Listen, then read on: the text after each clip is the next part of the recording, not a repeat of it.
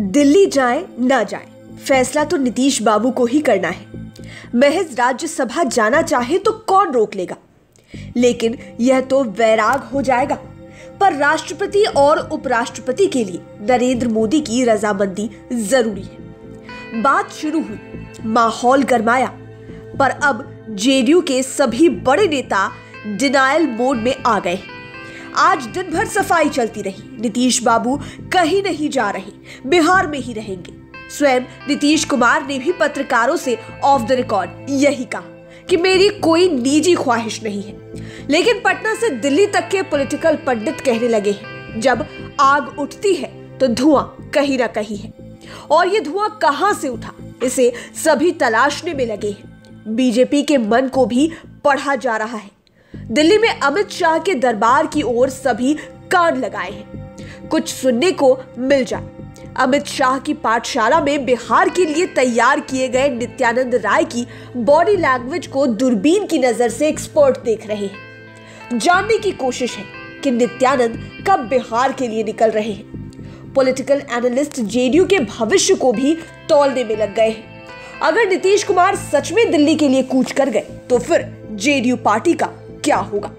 अमित शाह मानते रहे हैं कि नीतीश कुमार के रहते बिहार में तीन बड़ी राजनीतिक शक्तियां हैं, बीजेपी, जेडीयू और आरजेडी।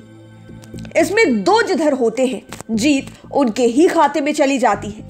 मतलब जिधर नीतीश कुमार की जेडीयू, उधर ही बिहार की सत्ता। नीतीश कुमार बिहार की राजनीति में पिछले 16 वर्षों से सबसे विश्वसनीय चेहरे बने हैं। कई पॉलिटिकल पंडित मानते हैं कि नीतीश कुमार की विश्वसनीयता को कोई चुनौती देने लायक अब तक बना ही नहीं है, इसलिए वे बिहार के फेस बने हुए हैं। तेजस्वी यादव में संभावनाएं हैं, पर 2005 के पूर्व में लालू यादव, राबड़ी देवी के शासनकाल की काली यादें उन्हें आगे बढ़ने नहीं देती। फिर सड़क पर संघर्ष का जुनून भी तेजस्वी में कम ही दिखता है। आरजेडी की परेशानी यह भी है कि यादव और मुसलमान को छोड़कर अन्य जातियों का वोट अब नहीं मिलता है, और तो और यादव वोट बैंक में भी सेंधमारी होने लगी है। खुद तेजस्वी यादव कहने लगे हैं कि 2020 में वो सीएम बन गए होते, लेकिन वोट कटवा यादव उम्मीदवारों ने ही कई विधानसभा क्षेत्रों में उन्हें हरा दिया। दूसरी ओर नीतीश कुमार को देखिए। नीतीश कुमार की जाति कुर्मी है, बहुत बड़ा वोट बैंक नहीं है कुर्मी जाति का। फिर भी नीतीश कुमार की सबसे बड़ी यूएसपी ये है कि वे ना किसी को फंसाते हैं और ना ही किसी को बचाते हैं। पर पॉलिटिकल पंडित यह भी मानते हैं कि नीतीश कुमार 2005 से 2010 तक बहुत ही मजबूत सीएम थे, लेकिन 2022 में कमजोर मुख्यमंत्री हैं। और इसकी वजह यह भी है कि 2020 के बिहार विधानसभा चुनाव में जेडीयू बिहार में आरजेडी और बीजेपी के बाद नंबर 3 वाली पॉलिटिकल पार्टी हो गई थी। खैर, बीजेपी अब तो वीआईपी पार्टी के तीनों विधायकों को तोड़ने के बाद बिहार विधानसभा में 77 सदस्यों के साथ सिंगल लार्जेस्ट पार्टी बन गई है। पॉलिटिकल पंडितों के लिए सबसे यक्ष प्रश्न ये भी है कि नीतीश कुमार किसी कारण दिल्ली चले गए, फिर बिहार में बीजेपी की सरकार बन गई, तो इसके बाद जेडीयू का क्या होगा।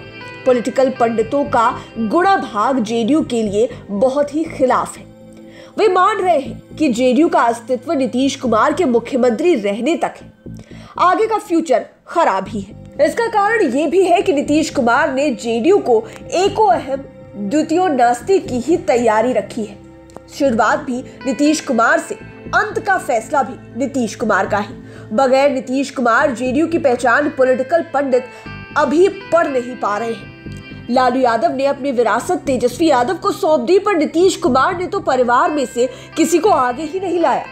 नीतीश कुमार के बाद जेडीयू के जितने बड़े नेताओं का नाम आप सुनते हैं, वे नीतीश कुमार का नाम माइनस होते ही गौन होते दिखने लगते हैं। तो देखना ये दिलचस्प होगा कि 2025 के पहले जब कभी नीतीश कुमार दिल्ली कूच करने का फैसला करते हैं, तो जेडीयू के विधायक क्या मौजूदा पार्टी में लंबे अरसे तक रह पाएंगे, और यदि नहीं तो कहां क्या करेंगे, कितने बीजेपी में जाएंगे, कितने आरजेडी में। बिहार की राजनीति की इस हलचल और गुणा भाग पर लाइव सिटीज की लगातार नजर बनी हुई है। आपको हम अपडेट भी करते रहेंगे। अगर अभी तक आपने हमारे चैनल को सब्सक्राइब नहीं किया है तो जरूर कर लीजिए। ये वीडियो फेसबुक पर देख रहे हैं तो पेज को लाइक करें, साथ ही साथ हमें ट्विटर पर जरूर फॉलो करें। धन्यवाद।